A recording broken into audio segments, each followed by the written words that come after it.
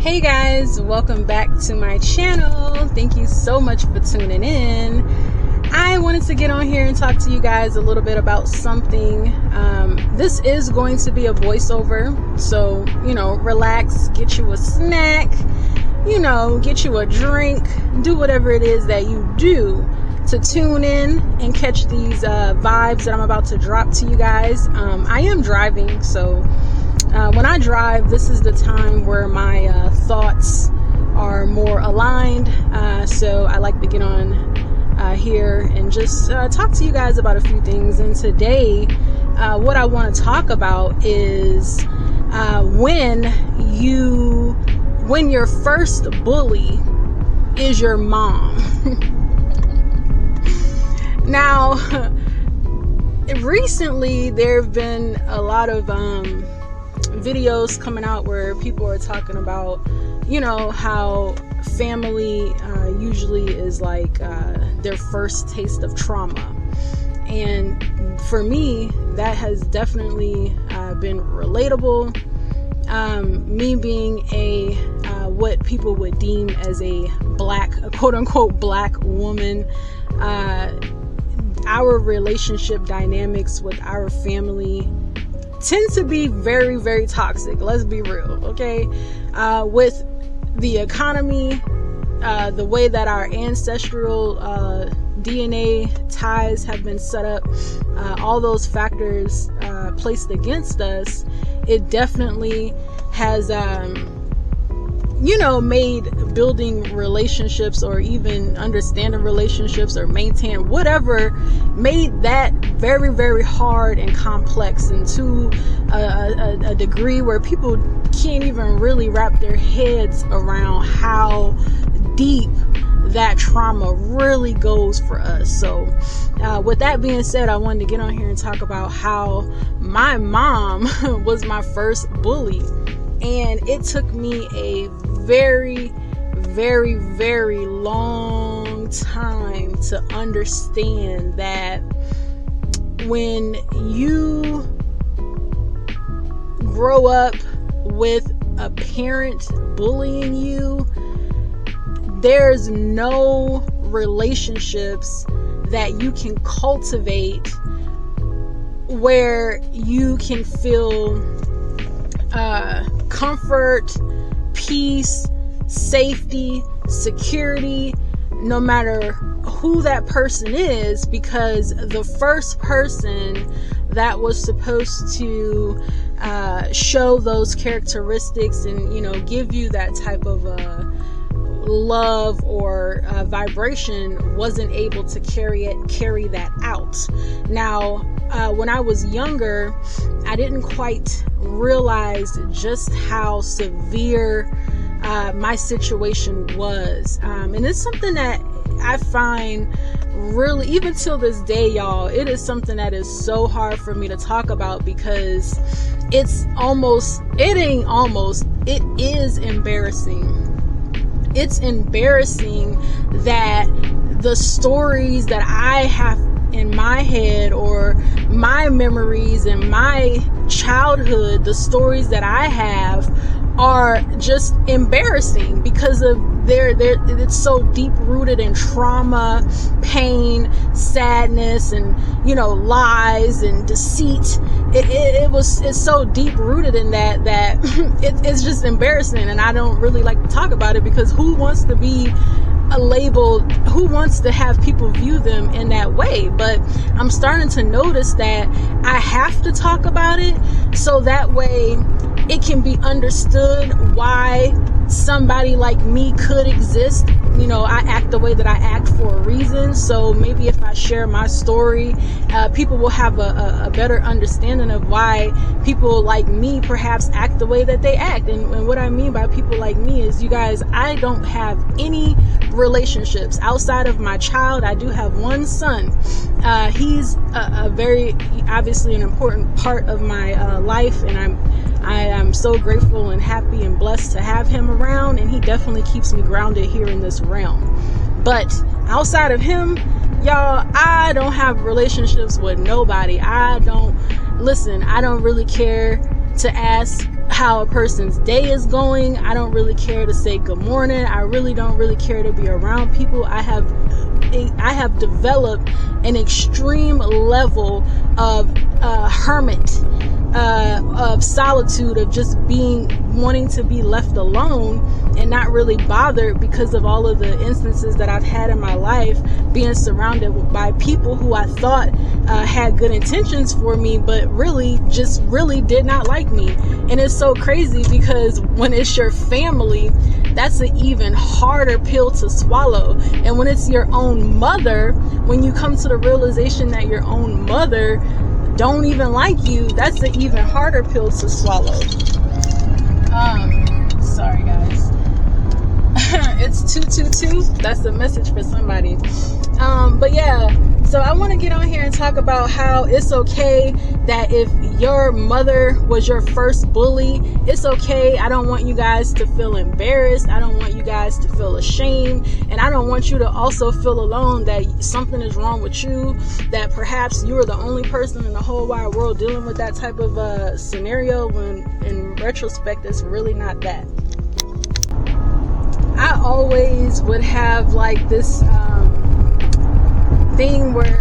dream where I could have this relationship with my mom, where I could call her up, we can go shopping and get a drink, just like whatever.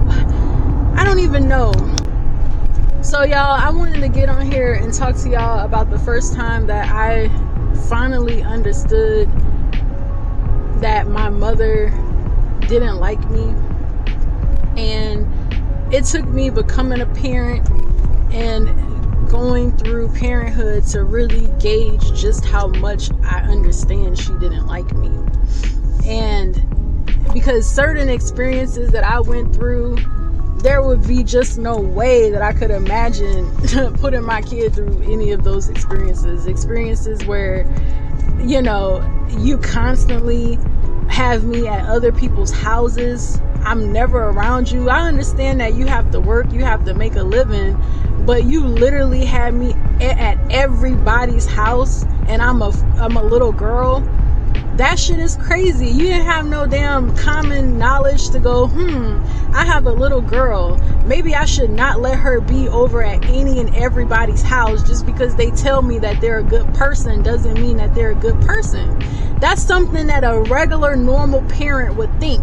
But a parent that really doesn't like their child is going to put their own self-serving, their own self-serving needs before their child. So if she really did like me, I would have never been in experiences where I was at people's homes that could definitely do harm against me, which they did, if she did like me. Because no one that likes their child would put there is no way in HE double hockey sticks where I would have my child just at any and everybody's house just for some fucking money. I don't care. I will live under a bridge like a troll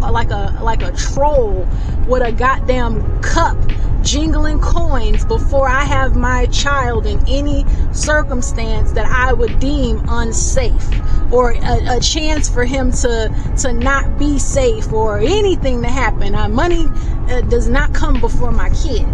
You know why? Because I love them. I like them.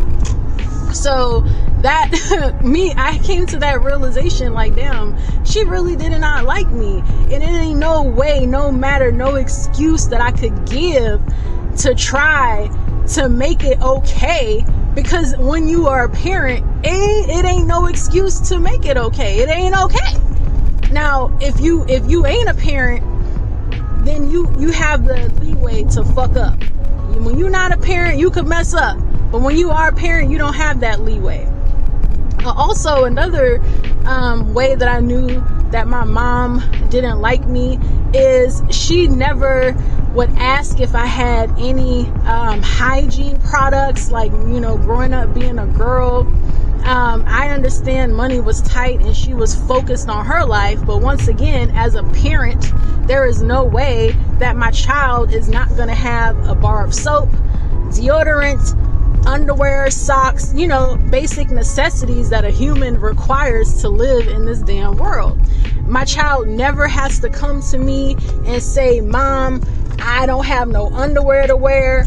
My son never has to come to me and say, Mom, I don't have any deodorant.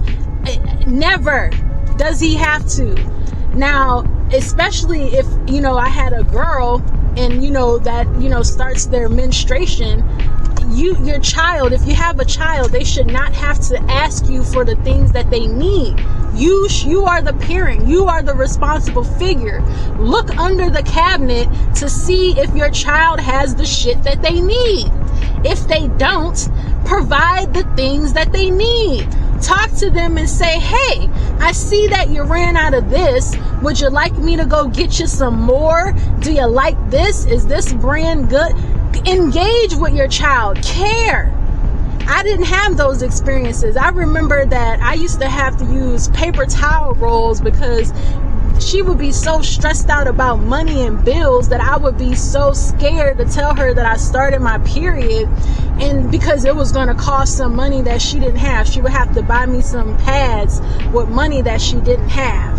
So I remember that I would take paper towels out of the kitchen, I would, stuff some paper towels, under my shirt or some shit, and I would try to make makeshift pads for myself so that I did not have to bother her to buy me pads. That is outrageous. I used to have to steal. I would go to the store with my friends, back in the day. I'm looking back on it, I thought, I'm just being a rebellious teenager, but looking back on it, I wasn't stealing shit. I was stealing shit that I needed, like pants and underwear and deodorant, things like that. I wasn't stealing CDs and shit that normal kids stole. I stole necessities. And, it's just so disheartening that the world is set up in a way that this is the shit that's happening and we can't even see it. We can't even see it. I just get so passionate when I'm talking, y'all, because it's just been so many realizations, and I know that I cannot be the only one that's had these experiences and that's been so confused and conflicted and just traumatized from the whole ordeal itself. Like, y'all, I'm so traumatized that I honestly, my only goal in life is to just get through motherhood myself. Like, I did not realize how much trauma that I endured and didn't deal with before I actually had a damn child. So I have to remember to give myself grace, because I'm raising a kid understanding how my childhood was, and also trying to learn and do better than what I had as an example. But I just get so damn angry because there is no excuse other than the fact that she just did not like me. I don't know why she didn't like me, other than patriarchy, and I like to say that it's an unconscious thing, but it wasn't unconscious. Like, this lady, she would tell me the meanest thing. Like, she would tell me so much mean stuff about me, y'all. Like, I remember one time I wrote this essay. I was so proud of this essay that I had to write for one of my classes when I was in high school. And I was practicing speaking, reading my essay, because we had to give a presentation on it. So I was giving her the presentation, and I don't know, I think I was being a rebellious teenager. Not even a rebellious teenager. This lady would come in my room and read my journals and my diaries and go through my room. I did not have any privacy at all. So I think at this point she had read a passage or found a letter that I wrote to a friend, or some shit she found that she didn't have no business looking at. She found it and got upset, so I was dealing with that, but I also had to get this essay essay done. So I was presenting this essay to her, and despite me dealing with the ordeal that I was dealing with, no privacy, and as a child, no children have privacy, but I'm saying my son has a journal. I don't read his journal. It says do not read. In order to have your children trust you, you have to establish trust. And if I did read his shit, I guarantee you it would prevent him from actually trusting me and telling me what's in the journal. I don't have to read his journal because he tells me everything.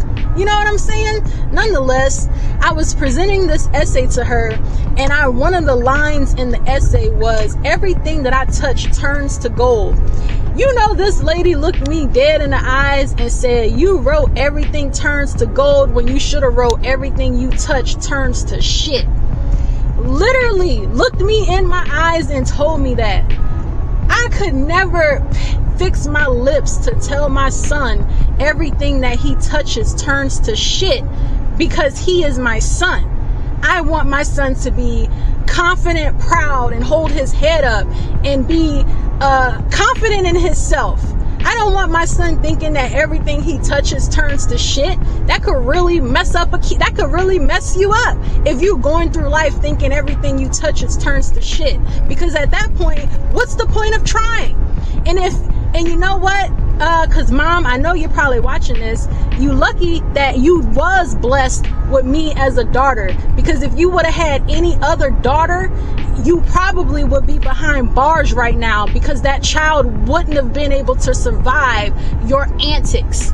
I am so strong and so highly favored by the divine that I was able to survive you. I was able to survive you. And I can sit here and talk about surviving you. You did not kill me. But if I had been another child, another spirit, you probably would have killed that child. Or that child would have taken their own self up out of here. That child would have taken their own self out of here, because I remember having several attempts to take my own self out of here, but by the grace of God, I was still strong and prevailed, because I was sent here to show you your ass. So y'all, with my mom being my first bully, it really just made my life more complex than it needed to be. I went through my life making a lot of excuses for her, and I really did try to have a relationship with her, a normal relationship, but it's so hard to have a relationship with someone who inflicted abuse upon you. Like, I don't care. You cannot get to a point of loving yourself and being around someone who inflicted abuse. I just don't believe that you can love yourself and be around somebody who inflicted abuse against you. I just don't believe the two can coexist at the same time. So, yeah, my mom was my biggest bully. I have so many stories that I could talk to you guys about her, and how I,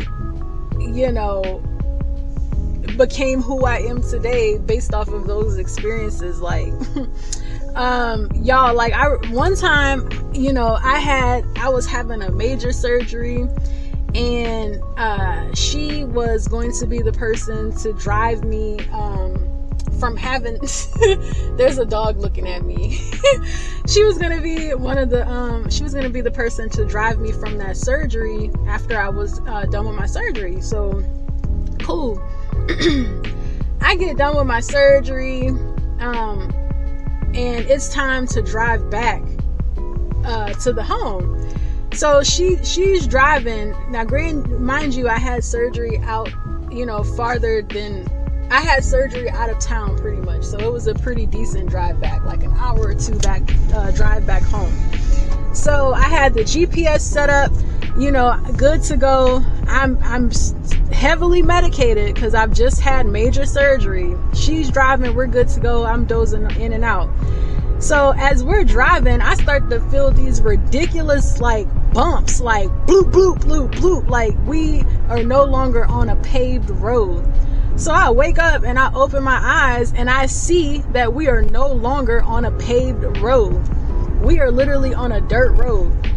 I look over and I see her, and she's just like panicking, driving, talk about some, oh my God, I must have made a wrong turn somewhere. I don't know where we are, but I thought that I could take a shortcut. I thought I thought I knew a shortcut, and I took this shortcut, and now we're on a back road. This lady literally drove me to, like, y'all, if I could take the image out of my head and share it with you collective, you would be like, what the fuck? She literally, we were on a GPS highway.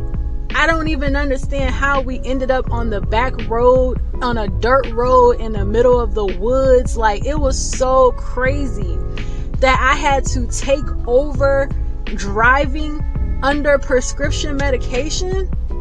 And I'm just like, wow, you had one task. You literally had one task: drive me back from the hospital because I'm heavily medicated. I cannot operate machinery.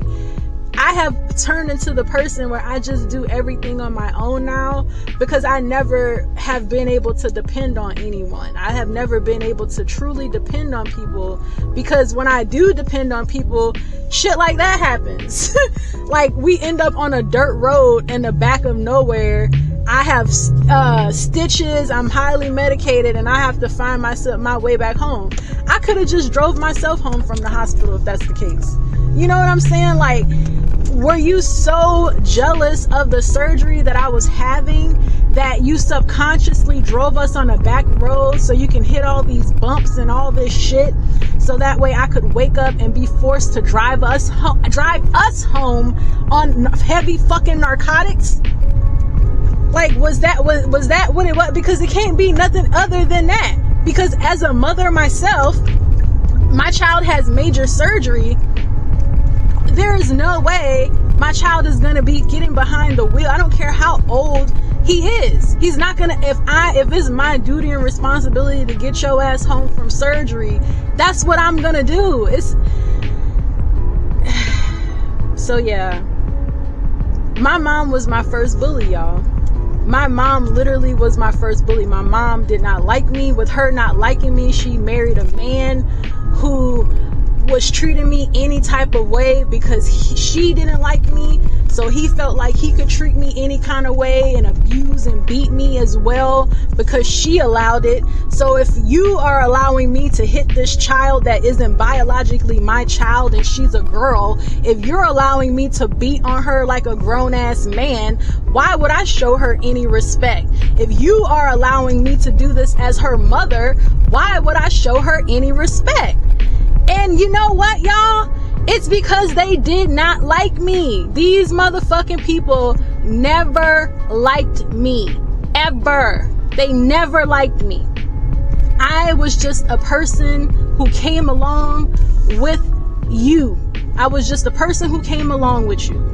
And when you met your husband, if you could have erased me out of the picture, you would have.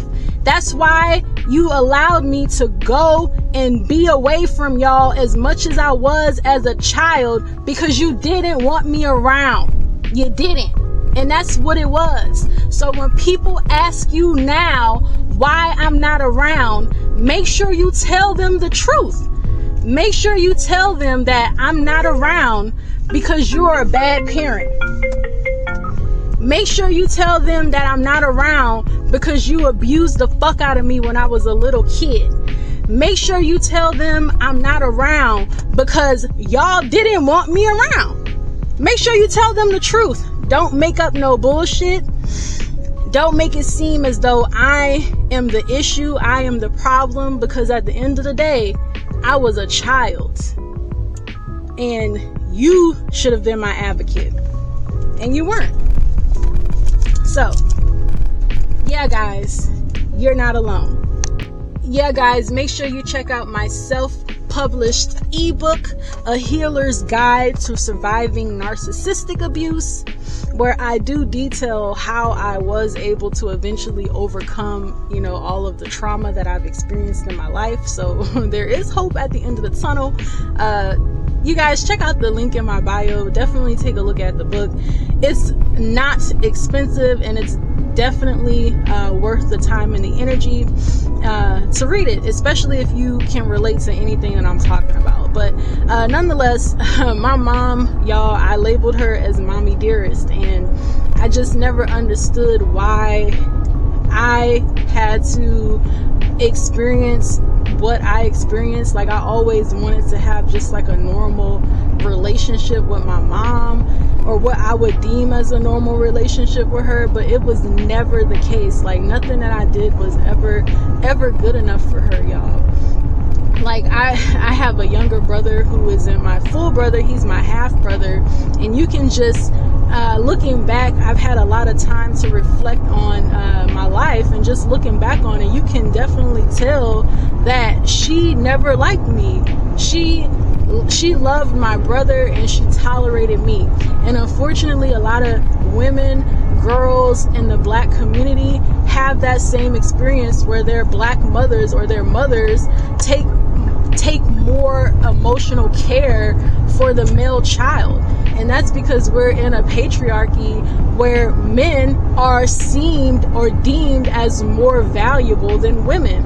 And that's really what it is.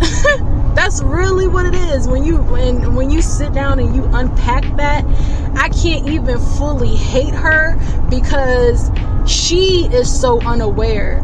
But then a part of me does, is because it's like, well, shit, I have a kid, so if I came to this understanding at my age, why the fuck haven't you come to why didn't you never come to any understandings? Why do I have to give you so much grace? But I also have to understand that the system is set up and designed for that. And a lot of our parents' generation, they just really don't even have the capacity to understand that. They think that what they learned and all their viewpoints and their structures and beliefs was it. And that's how it was for them. But in retrospect, we can see now that those things, that wasn't it. Because if it was it, the world would be functioning a lot better. And right now, you can see the world is functioning at a very, very sad reality. So when you guys are experiencing issues with your mother, I know that it may be hard, but you have to take a step back and realize that the system is designed this way. So that, as horrible as it sounds, it's really an agent in the matrix. Your mother at that point is an agent in the matrix, just operating as an obstacle or a lesson for you to learn and move on. Sometimes we're able to, come to these realizations and still keep these people around us, but 9 times out of 10, once you come to the realization that, damn, this person, it's something that they can't even comprehend. Once you come to that realization, you really just come to the point where you just like, damn, I really just gotta let you be. I cannot be around you. I don't want to talk to you. It's really no hard feelings, but I just don't want to have anything to do with you. And that's for a lot of people in my family, to be quite honest, y'all. Because I cannot make you look at things differently. I can't change your perspective of patriarchy. If you subconsciously think that men are better than women, and we can see this in the way that women idealize their husbands, they idealize their sons, they idealize their bosses, they idealize men. When you operate in that idealization of a man, it doesn't matter what woman, girl, you come across, you're going to see, not even secretly, it's going to be an innate resentment. And that is what the system is designed to do. The system is designed to keep women separate from each other. Because when we realize and when we understand that the power really is in the femininity, and when we understand that women really are the speakers of light, we really are the creators of light. When you really understand that and you really get it, and all the women on this planet do, best believe there will be a mass change, a mass shift. Earth won't even be Earth no more. And it's known. That's a known fact. So the patriarchy is set up in a way where it keeps us separate in that sense. And y'all, yeah, it's definitely been a tough and a long journey that I want, it has not been an easy journey, and I know it hasn't been an easy journey for you, and that's why I have to get out of my comfort zone and get on here and talk to y'all about the crazy experiences that I've had, even though it may cause me embarrassment. So if it's gonna help another woman, then hey, I'll hang myself on the cross, as I always say. So if you're somebody out there and you experienced your mom being your first bully, or you may be in the thick of it, or you may not know, you may have a feeling and you haven't really put your finger on, maybe this is the damn confirmation that you need, and also a light at the end of the tunnel that you need, that it is going to be okay and you're not alone in the situation. And you have to understand that the world was designed and set up against us. When we are the true people. So when you have that understanding, as hard as it is, as hard and painful as it is, you cannot take it personal. You can't take it personal. You really can't. So yes, you guys, I believe that in order for things to really change in our world, in our reality, in order for things to really change, we really have to be honest with ourselves, with our experiences, and just really be honest with how society has been created. We really have to be honest with ourselves with how these structures deeply affect us, and we need to change it, because there is no excuse in 2025 going into 2026. There are no excuses at all. So currently, if you are a parent and you bully your child, I do want to let you know that there will be consequences and repercussions of your bullying to your child. You may not experience it right now, but you will. If that means that child goes no contact with you one day, you just pick up the phone and can't reach that child, or if your ass ends up in a nursing home with somebody who also treated their child horribly, wiping your ass on your deathbed, because that's usually how the divine will line things up, is that you will experience it when you least expect it. So if you are one of those parents who bullies their child, change now, repent, get tools, access, seek resources, seek knowledge to change. If you were a child and your first bully was your parent, I'm here to let you know today that you're not alone. You are loved, you're cherished, and you're adored, and you're also not an embarrassment. You also deserve to be here. You also deserve love. You're deserving. It will be a long, hard road to heal, but it is possible. But the first step is to understand that this is greater than us, you guys. We have to change the system itself. We have to change the system. And it starts with the acknowledgement of how trash the system really is. The only person that we should be idolizing is God. The only person we should be uplifting is God, not man or woman. Not man or woman. Men are no better than women. Women are no better than men. So once we have that realization and understanding, things will change. But until then, we will forever be in this sad cycle. There will always be little black girls who have their mother as their first bully because their mother is so caught up in the patriarchy and loving men that she can't even realize that she has a deep self-hate for women. And I'm working on my own self so I don't cultivate that own self-hate with women as well, because I don't have a daughter. But if ever one day I do, I want to be aware and knowledgeable enough that I don't continue the generational curse. So I hope you guys enjoyed my little rant. I hope that you were able to gain a little insight from this, a little bit of humor perhaps. And yeah, guys, be sure to check out the link in my description box for my ebook, and I'll check with you guys later. Okay, bye.